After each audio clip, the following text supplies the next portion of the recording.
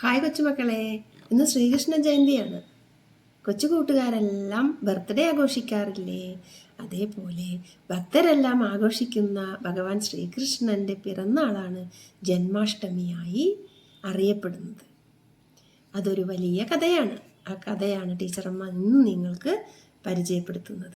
പൊന്നിൻ ചിങ്ങമാസത്തിലെ അഷ്ടമി രോഹിണി നാളിലാണ് ഭഗവാൻ ശ്രീകൃഷ്ണൻ്റെ ജനനം.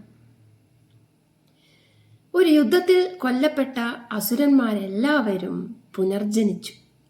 അവരങ്ങനെ പെരുകാൻ തുടങ്ങി. അസുരന്മാർ കൂടിക്കൂടി വന്നു. അവരുടെ പരാക്രമങ്ങളും അവരുടെ ഭാരവും ഭൂമിദേവിയായ വസുന്ധരയ്ക്ക് താങ്ങാൻ വയ്യാതെയായി. സഹികെട്ട് ഭൂമിദേവി ഒരു പശുവിൻ്റെ രൂപം ധരിച്ച് ബ്രഹ്മാവിൻ്റെ അടുത്തേക്ക് പോയി. ബ്രഹ്മലോകത്തെത്തിയ ഭൂമിദേവിയോട് ബ്രഹ്മാവ് പറഞ്ഞു, എനിക്ക് അവരെ കൊല്ലാൻ സാധിക്കുകയില്ല. എനിക്ക് സൃഷ്ടിക്കാനേ സാധിക്കുകയുള്ളൂ. ഞാൻ അവർക്ക് വരം നൽകിയിട്ടുണ്ട്. അവരെ എനിക്ക് കൊല്ലാൻ കഴിയുകയില്ല. ഭൂമിദേവി വൈകുണ്ഠ ലോകത്തേക്ക് പോകൂ. അവിടെ ഈ ലോകത്തെ പരിപാലിക്കുന്ന, ലോകത്തെ നന്മയാഗ്രഹിക്കുന്ന മഹാവിഷ്ണുവിൻ്റെ അടുത്തേക്ക് പോകൂ. ഉടൻ തന്നെ ഭൂമിദേവിയും പരിവാരങ്ങളും എവിടേക്ക് പോയി? വൈകുണ്ഠ ലോകത്തേക്ക് പോയി. അവിടെ മഹാവിഷ്ണു വാണരുളുകയാണ്. മഹാവിഷ്ണുവിനോട് എല്ലാ കാര്യങ്ങളും ഭൂമിദേവി പറഞ്ഞു. എനിക്കിനി സഹിക്കാൻ വയ്യ. അതുകൊണ്ട് ഈ അസുരഗണങ്ങളെയെല്ലാം കൊന്നൊടുക്കാൻ സഹായിക്കണമെന്ന് കേണപേക്ഷിച്ചു ഭൂമിദേവി വൈകുണ്ഠനാഥനായ മഹാവിഷ്ണുവിനോട്. പരാതികളെല്ലാം കേട്ട മഹാവിഷ്ണു ഭൂമിദേവിയെ ആശ്വസിപ്പിച്ചു. ഞാൻ ശ്രീകൃഷ്ണനായി അവതരിക്കുന്നതാണ്. എന്നിട്ട് ഇതിനെല്ലാം ഒരു പരിഹാരം ഉണ്ടാക്കി തരുന്നതാണ്. നന്മ വിജയിക്കുക തന്നെ ചെയ്യും. ധർമ്മത്തെ ഞാൻ പരിപാലിക്കും. ധർമ്മം ജയിക്കുക തന്നെ ചെയ്യും. ഉടൻ തന്നെ ഞാൻ 8ാമത്തെ അവതാരമായ ശ്രീകൃഷ്ണനായി ജനിച്ച് ഇതിനെല്ലാം പരിഹാരം ഉണ്ടാക്കി തരുന്നതാണ്. ഇപ്പോൾ സമാധാനമായിട്ട് പോകൂ, ഭൂമിദേവിയോട് ശ്രീകൃഷ്ണൻ പറഞ്ഞു. അങ്ങനെ ഭൂമിദേവി തിരിച്ചു വന്നു. അസുര രാജാവായ കംസന്റെ പെങ്ങളാണ് ദേവകി. ദേവകിയുടെ ഭർത്താവ് വസുദേവരും. ദേവകിയുടെ വയറ്റിൽ ജനിക്കുന്ന 8ാമത്തെ പുത്രൻ കംസനെ വധിക്കുമെന്നുള്ള ഒരു അശരീരി കംസന്റെ ചെവിയിൽ കേട്ടു. കംസൻ അത് കേട്ടതോടുകൂടി പേടി തുടങ്ങി. കംസൻ എന്തു തീരുമാനിച്ചു? ദേവകിക്കുണ്ടായ കുട്ടി വലുതായാലല്ലേ എന്നെ കൊല്ലൂ. അതുകൊണ്ട് ആ കുട്ടികളെ എല്ലാം ഞാൻ കൊല്ലും. അങ്ങനെ കംസരാജാവ് ദേവകിയുടെ വയറ്റിൽ വളരുന്ന 6 കുട്ടികളെ നിരീക്ഷിക്കുകയും ജനിച്ച ശേഷം വധിക്കുകയും ചെയ്തു. 7ാമത്തെ കുട്ടി ബലരാമന്റെ അംശമായതുകൊണ്ട് അതിനെ വധിക്കാൻ കംസരാജാവിന് സാധിച്ചതുമില്ല. 8ാമത്തെ ഗർഭം ഉണ്ടായപ്പോൾ കംസന് ഉറക്കം നഷ്ടപ്പെട്ടു. ഇതാണ് എന്നെ കൊല്ലാൻ പോകുന്നത്.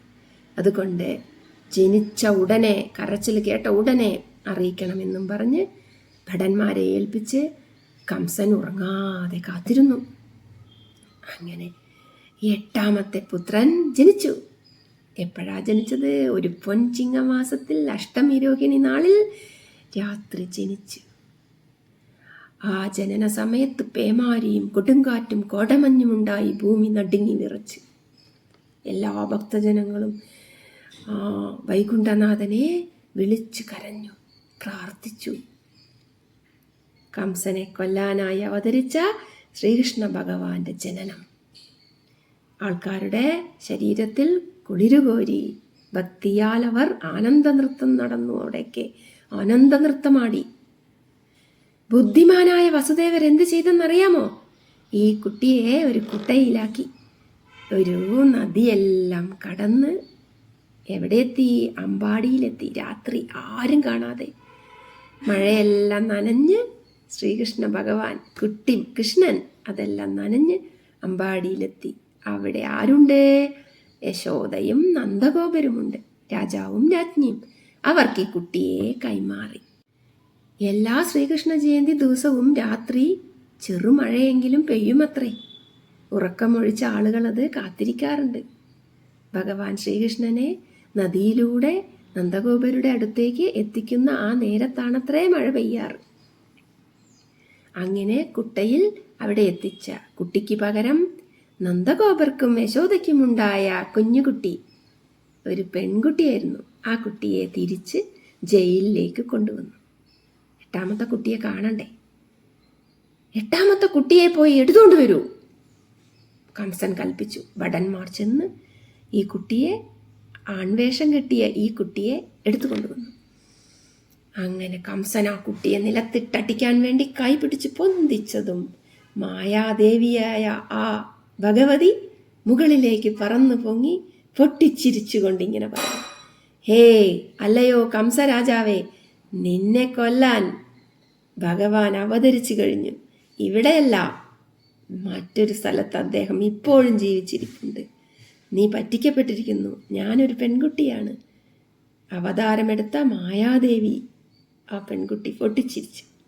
കംസൻ പേടിച്ചു വിറച്ചു. വളർന്നു വന്ന ശ്രീകൃഷ്ണ ഭഗവാനെ കൊല്ലാൻ വേണ്ടി കംസൻ ശൂർപ്പണഖയെ അയച്ചു.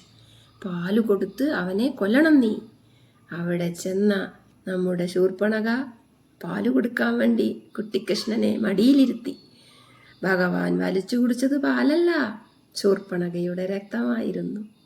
അതിലും പരാജയപ്പെട്ട കംസൻ കൃഷ്ണനെ കൊല്ലാൻ തന്നെ തീരുമാനിച്ചു. യുദ്ധത്തിൽ പല അസ്ത്രങ്ങളും എയ്തെങ്കിലും ഭഗവാന്റെ മുന്നിൽ ഒന്നും വിലപ്പോയില്ല. ഭഗവാൻ അധികാരമോഹിയായ കംസരാജാവിനെ വധിക്കുക തന്നെ ചെയ്തു. കംസനെ വധിച്ചതോടുകൂടി അസുരഗണങ്ങളെല്ലാം തോറ്റോടുകയും ഇല്ലാതാവുകയും ചെയ്തു. അങ്ങനെ ഭൂമിദേവിയുടെ ഭാരം തീർന്നു കിട്ടി. ഭൂമിദേവി ഭഗവാനോട് നന്ദി പറഞ്ഞു. പിന്നെയും ഒരുപാട് കാര്യങ്ങൾ ചെയ്തു തീർക്കാൻ വേണ്ടി ശ്രീകൃഷ്ണ ഭഗവാൻ ഒരുപാട് കാലം ജീവിച്ചു. ധർമ്മത്തെ രക്ഷിക്കാൻ അദ്ദേഹം പല വേഷങ്ങളും കെട്ടിയാടി. അവസാനം ഒരു വേടൻ്റെ അമ്പ് കൊണ്ട് ഉടലോടെ സ്വർഗത്തിൽ പോവുകയും വൈകുണ്ഠനാഥനായി ആ ശരീരത്തിൽ ലയിച്ചു ചേരുകയും ചെയ്തു. ഇത്തരം ഇതിഹാസ കഥകളുമായി ടീച്ചറമ്മ വരുന്നതാണ്. കഥ ഇഷ്ടമായോ? ഭഗവാന്റെ പിറന്നാൾ എന്താണെന്ന് മനസ്സിലായോ? ഈ ശ്രീകൃഷ്ണ ജയന്തി ദിവസം കൊച്ചുമക്കൾക്ക് എല്ലാവർക്കും ടീച്ചറമ്മയുടെ ജന്മാഷ്ടമി ആശംസകൾ. അടുത്ത കഥയുമായി ഉടൻ വരുന്നതാണ്. നിങ്ങളുടെ സ്വന്തം ടീച്ചറമ്മ.